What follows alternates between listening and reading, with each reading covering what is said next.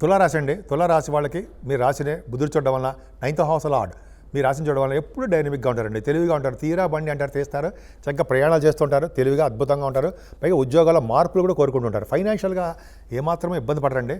ధనాదాయం చాలా ఎక్కువ ఉంటుంది. అలాగే భోజన వసతులు, ఎక్కడికి వెళ్ళినా భోజనం ఉంటుందండి.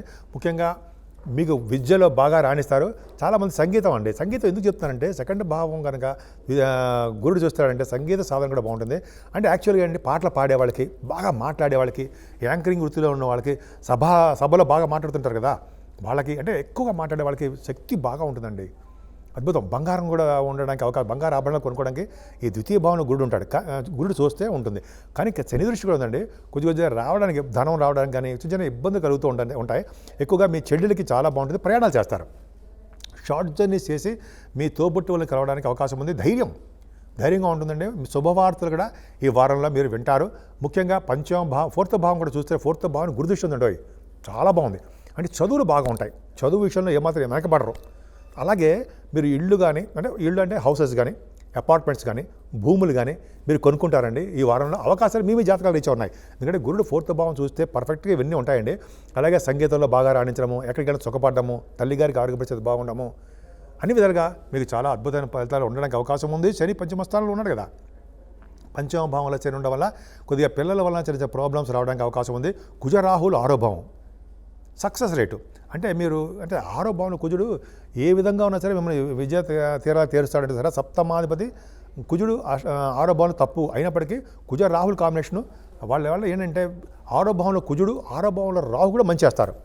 అంటే విజయ పరంపరలతో ఉంటారు. అంటే ఎలక్షన్స్ పక్క పెడదామండి. ఎలక్షన్స్ మీకు కొట్టిన పెండే ముందర మీరు పోటీ పరీక్షల్లో అంటే కాంపిటేటివ్ ఎగ్జామ్స్లో బాగా విజయం సాధిస్తారు. విదేశాలు వెళ్ళడానికి స్టాంపింగ్ అవుతుంది. మేనమామలు బాగుంటారు. అనేక రకాలుగా ఆభరణాలు ఉండడానికి అవకాశం ఉంది. అంటే ఎక్కువగా దానగుణం మీకు బాగా ఉంది. మాట నేర్పడతాం చాలా బాగుందండి.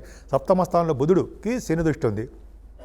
సప్తమ స్థానంలో ఒంటరిగా బుధుడు అంత మంచివాడు కాదు, కానీ మీకు అన్ని వ్యాపార లక్షణాలు ఎక్కువ ఉంటాయండి. వ్యాపారాభివృద్ధి కలుగుతుంది. శని దృష్టి ఉంది కాబట్టి కొద్దిగా వ్యాపారాల్లో కొంచెం జాగ్రత్తగా ఉంటే మంచిదండి. అష్టమ భావంలో మీకు ఎవరున్నారు? రవి ఉన్నాడు. అంతే. మీకు 11వ ఇంటి వాడు అష్టమంలో ఉన్నాడు. అష్టమాధిపతి కలిసి ఉన్నాడు. ఆరో భావపతి గురుడు కూడా అష్టమంలో ఉన్నాడు. ఇక్కడ ఏం చెప్పాలంటే గురు శుక్రులు మీకు రాజయోగాన్ని ఇస్తారు. ఎందుకంటే 6వ ఇంటి వాడు 8వ ఇంటి వాడు ఇద్దరు కలిసి 8వ భావన ఉండడం వల్ల రాజయోగం బ్రహ్మాండంగా ఉంటుంది. సక్సెస్ రేట్ ఎక్కువ ఉంటుంది. అదే గురుడు కూడా బాగున్నాడు అంటే మీకు తలవంతలకు వచ్చే ధనయోగం ఉంటుందండి. మీకు ఎటువంటి ప్రాబ్లమ్స్ ఉన్నా వాటి నుంచి బయటపడతారు. ఎక్కువ అవకాశాలు ఉన్నాయి. అంతేకాదండి మీకు విదేశాల నుంచి ధనయోగం ఉంటుంది. మీకు ఎటువంటి కేసులు ఉన్నా, అంటే ఎటువంటి ప్రాబ్లమ్స్ ఉన్నా వాటిలో విజయం సాధించడానికి అవకాశం ఉంది. భాగ్యాధిపతి బుధుడు సప్తమంలో ఉన్నాడు. వ్యాపారాభివృద్ధి చాలా బాగుంటుందండి. ముఖ్యంగా విష్ణు దర్శనాలు చేసుకోవడానికి అవకాశం ఎక్కువ ఉంటుంది మీకు. అందుకే శని దృష్టి బాగుంది. అలాగే బుధుడు కూడా బాగున్నాడు కాబట్టి విష్ణు దర్శనాలు అంటే వెంకటేశ్వర దర్శనాలు అనుకుందాం, అటువంటి దర్శనాలు చేసుకోవడం చాలా అద్భుతంగా ఉంటుంది.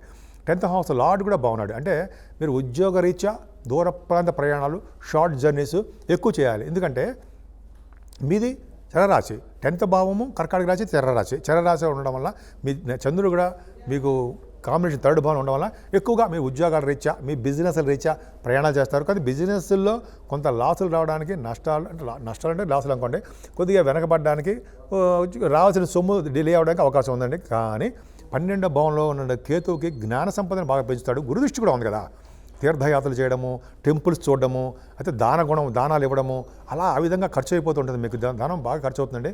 ఎంత ధనం వస్తుందో అంతే ధనం కూడా ఖర్చు అవుతుంది. మీరు ఎక్కువగా పూజించవలసింది దేవుడు సుబ్రహ్మణ్య ఆరాధన, శివుడి యొక్క అభిషేకాలు, అలాగే సూర్య ఆరాధన కూడా చేయడం వలన అద్భుతమైన ఫలితాలు మీకు వచ్చి తీరుతాయి.